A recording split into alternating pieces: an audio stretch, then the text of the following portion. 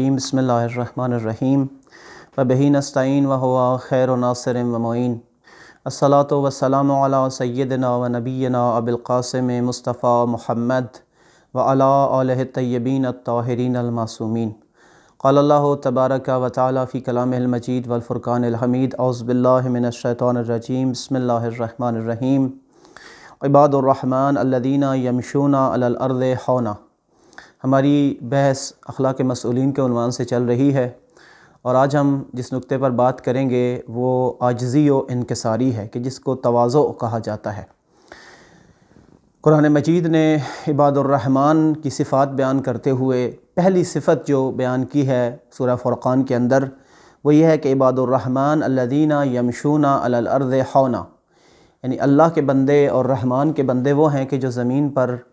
بڑی عاجزی اور انکساری کے ساتھ چلتے ہیں، اکڑ کے نہیں چلتے بلکہ انتہائی عاجزانہ اور انکسارانہ انداز میں وہ زمین پر قدم رکھتے ہیں۔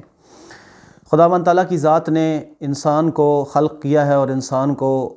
اس خدا کے سامنے اور خدا کی مخلوق کے سامنے عاجزی و انکساری کا اظہار کرنا چاہیے، تواضع کے ساتھ زندگی گزارنی چاہیے، جیسا کہ پیغمبر گرامی اسلام کو بھی قرآن مجید میں ارشاد رب العزت ہے کہ وَاخْفِضْ جَنَاحَكَ لمن اتبعک من المؤمنین، اے محمد مصطفیٰ، اے پیغمبر گرامی اسلام، اے رسول خدا، وہ لوگ کہ جنہوں نے مومنوں میں سے تمہاری اتباع کی ان کے ساتھ عاجزی و انکساری کے ساتھ پیش آؤ،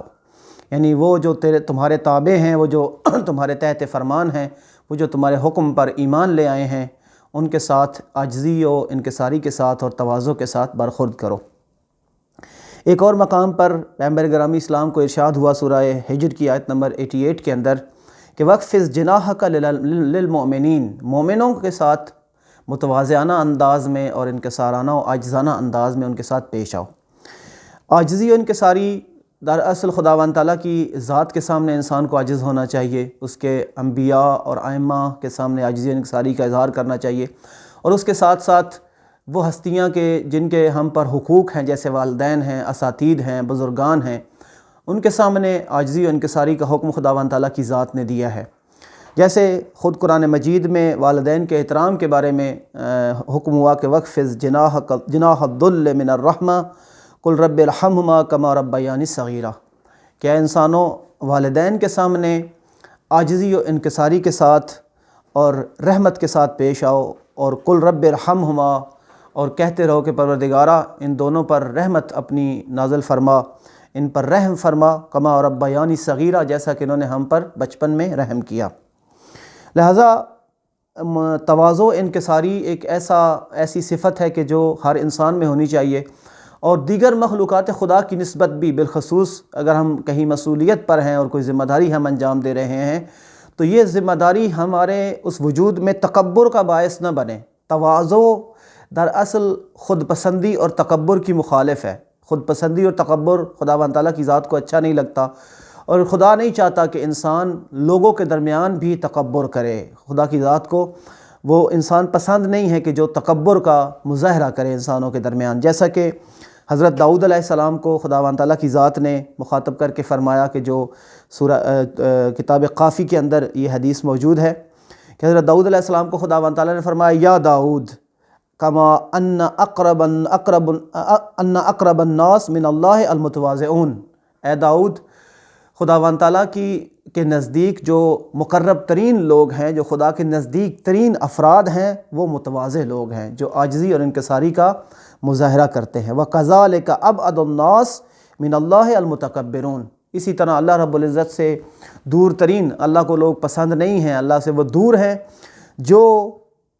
متکبر ہیں، جو تکبر کا مظاہرہ کرتے ہیں۔ رسول خدا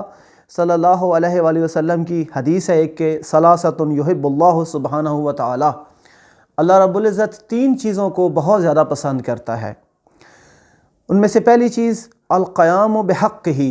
کہ کوئی اگر خدا کی رستے میں قیام کرے، یعنی خدا کے رستے میں پائیداری اور استقامت دکھائے اور خدا کے رستے میں قدم بڑھائے، تو خدا کی ذات کو یہ اس کے حق کے لیے قیام کرنا جو ہے وہ بہت اچھا لگتا ہے۔ وَالتَّوَاضُعُ لِخَلْقِهِ،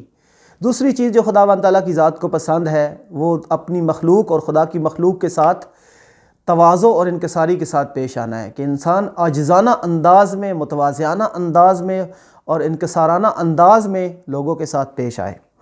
وَالْإِحْسَانُ إِلَىٰ عِبَادِهِ، اور تیسری چیز معصوم فرماتے ہیں کہ جو خدا کو پسند ہے وہ اس کے بندوں پر احسان ہے، ان کے ساتھ نیکی کرنا، ان کے ساتھ شفقت کرنا، ان پر احسان کرنا، ان کی مشکلات کو حل کرنا خداوند تعالیٰ کی ذات کو بڑا پسند ہے۔ تواضع انکساری کا ہم اگر اپنے وجود میں مشاہدہ کرنا چاہیں، ہم دیکھیں کہ واقعاً ہم متواضع ہیں یا ہمارے اندر کس حد تک انکساری اور عاجزی موجود ہے، تو ہمیں اس کی تعریف کی طرف توجہ دینی ہوگی کہ جو بزرگان نے تواضع کی تعریف کی ہے، عجز انکساری کی، وہ یہ ہے کہ ایسے مقام پر راضی ہو جانا کہ جس سے بلند تر کے آپ مستحق ہیں۔ یعنی میں فرض کریں میں اپنے تئیں یہ سوچتا ہوں کہ میرا اتنا مقام و مرتبہ ہے، میرا احترام ہونا چاہیے، میرے جب آؤں لوگوں کو میرے لیے کھڑا ہونا چاہیے، مجھے پروٹوکول ملنا چاہیے، لیکن اگر میں اس سے کم تر پر راضی ہو جاتا ہوں اور میرے دل میں یہ حرص و ہوس پیدا نہیں ہوتی کہ لوگ میرا احترام کریں یا میرے لیے کھڑے ہو جائیں، تو اس کا مطلب ہے کہ کسی حد تک میرے اندر تواضع کی یہ خصوصیت موجود ہے۔ امام صادق علیہ السلام فرماتے ہیں کہ اگر ایک حدیث ہے مولا سے کہ جس کا مفہوم یہ ہے کہ اگر کوئی شخص تواضع اور انکساری و عاجزی کا مظاہرہ کرے گا تو خداوند تعالیٰ کی ذات اس کے مقام کو بلند تر کر دے گی۔ یعنی اگر انسان چاہے کہ اس کا مقام بلند ہو جائے تو خود پسندی اور تکبر نہیں ہے کہ جو اس کے مقام کو بلند کرے، بلکہ تواضع اور انکساری ہے کہ جو اس کے مقام کو خدا کے نزدیک بلند کرتی ہے۔ امام صادق علیہ السلام فرماتے ہیں کہ ان فی السماء ملکین معقلین بالعباد، اللہ رب العزت نے آسمان پر دو فرشتوں کو انسانوں کے لیے معین کر دیا ہے۔ ان کا کام کیا ہے؟ فمن تواضع للہ رفعہ، اگر کوئی اللہ کے لیے تواضع کرے تو اس کے مقام کو وہ بلند کر دیتے ہیں۔ ومن تکبر وضعہ، اور اگر کوئی تکبر کرے تو اس کو خوار و ذلیل کر دیتے ہیں، اس کو ذلت و پستی کی طرف لے جاتے ہیں۔ اس کا مطلب ہے کہ تواضع ایک ایسا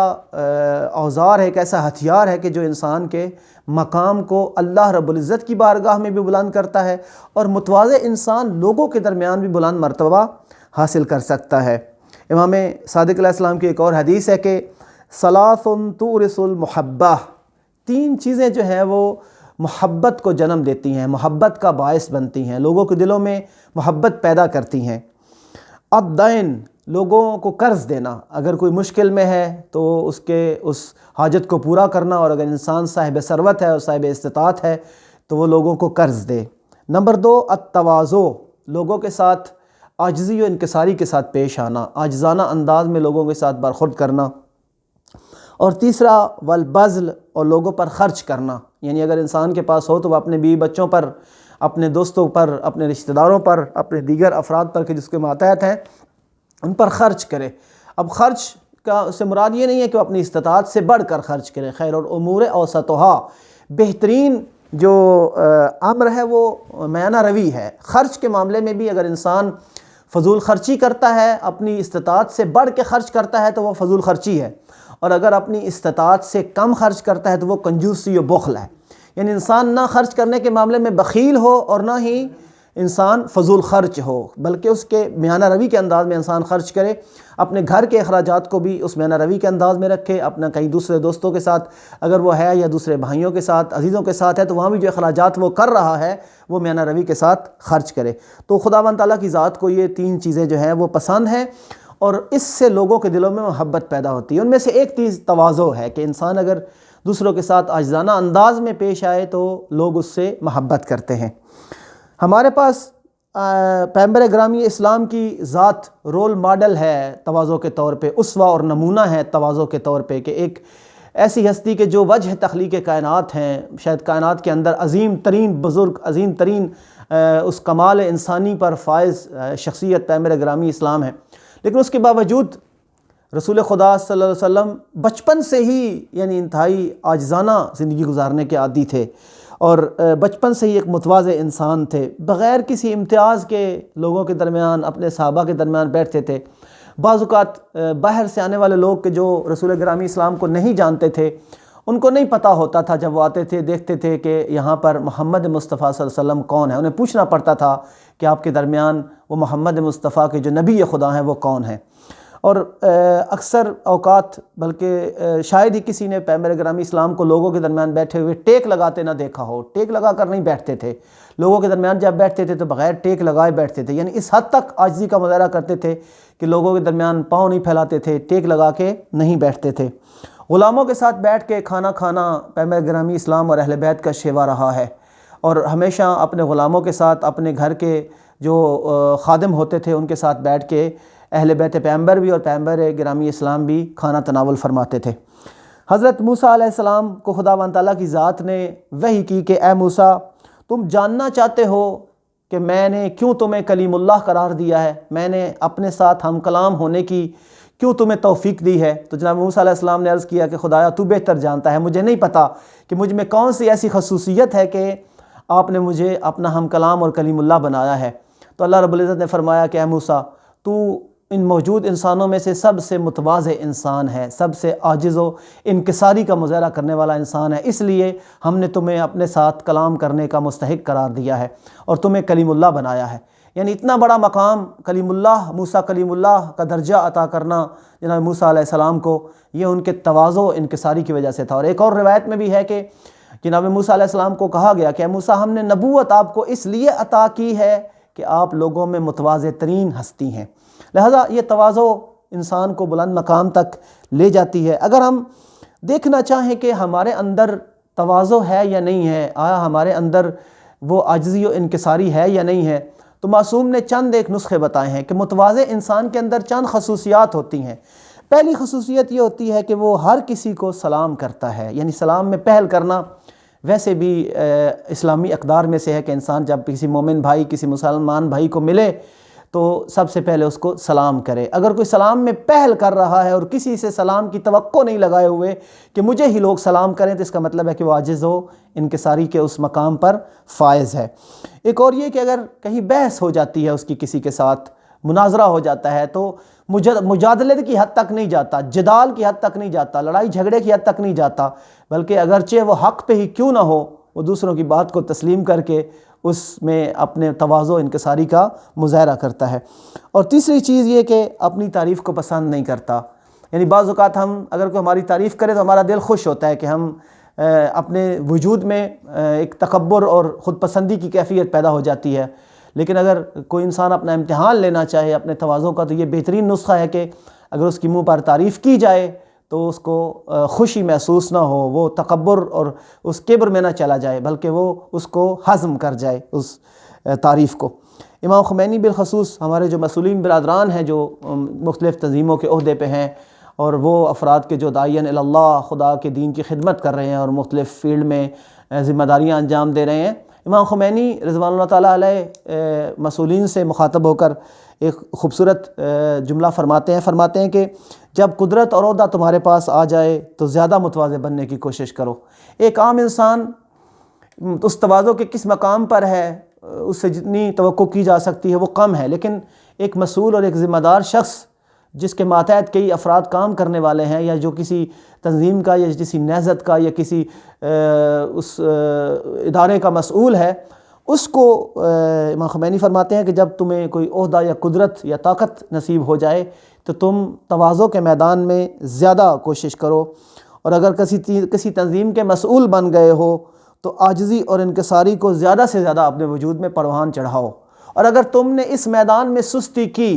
تو پھر شیطان تمہیں دھوکہ دے جائے گا اور شیطان کے تم دھوکے میں آ جاؤ گے۔ یعنی ہم بالخصوص مسئولین حضرات کہ جو مختلف تنظیموں کے ذمہ دار ہیں، ہمارے لیے بڑا اہم ہے کہ ہم خصوصی طور پر متواضعانہ اور عاجزانہ رویہ اختیار کریں تاکہ ہم دوسروں پر اثر انداز ہو سکیں۔ اور یہ ائمہ کی سیرت رہی ہے کہ ائمہ علیہ السلام ہمیشہ عاجزی و انکساری کے ساتھ لوگوں کے ساتھ پیش آتے تھے۔ ایک مبلغ اور ایک جو مسئول ہے، وہ اگر ایک مربی جو ہے وہ اگر متواضع نہیں ہوگا اور اس کے اندر اگر تکبر ہوگا خدا نخواستہ، تو تکبر انسان کو جو ہے وہ نعوذ باللہ من ذالک شیطان کے درجے تک پہنچا دیتا ہے۔ جیسا کہ شیطان جو ہے اس نے آدم علیہ السلام کے مد مقابل تکبر سے کام لیا، اور خداوند تعالیٰ کی ذات نے جب اسے سجدہ کرنے کا حکم دیا تو اس نے کہا کہ خلقتنی من نار و خلقتہ من طین، اے پروردگارہ مجھے تو نے آگ سے خلق کیا اور اس کو مٹی سے، اور آگ جو ہے وہ مٹی سے بہتر ہے، کیونکہ میں افضل ہوں لہذا میں اس مفضول کو سجدہ نہیں کرتا۔ لہذا خداوند تعالیٰ کی ذات نے اس تکبر کی وجہ سے اسے اپنی بارگاہ سے دھتکار دیا، اور یہ اس کی یہ میں اس کو اس شیطان بننے پر مجبور کر گئی، اور وہ آج تک اس خدا کی بارگاہ سے دھتکارا جا چکا ہے۔ لہذا یہ میں اگر انسان مار لے، انسان اپنا امتحان لینا چاہے اور اس میں کو اگر ختم کر لے تو انسان کے اندر تواضع پروان چڑھ سکتی ہے۔ جب تک انسان اپنی میں کو ختم نہیں کر سکتا اس وقت تک شاید ایک انسان متواضع نہیں بن سکتا۔ پروردگار عالم سے دعا ہے کہ خدا ہمیں متواضعانہ انداز میں، عاجزانہ انداز میں لوگوں کے درمیان زندگی گزارنے کی توفیق عطا فرمائے، تاکہ ہم دوسروں کے بھی تواضع انکساری کے ساتھ ہدایت کر سکیں اور اپنی ہدایت کا بھی باعث بن سکیں۔ السلام علیکم ورحمۃ اللہ وبرکاتہ۔ لائٹ کا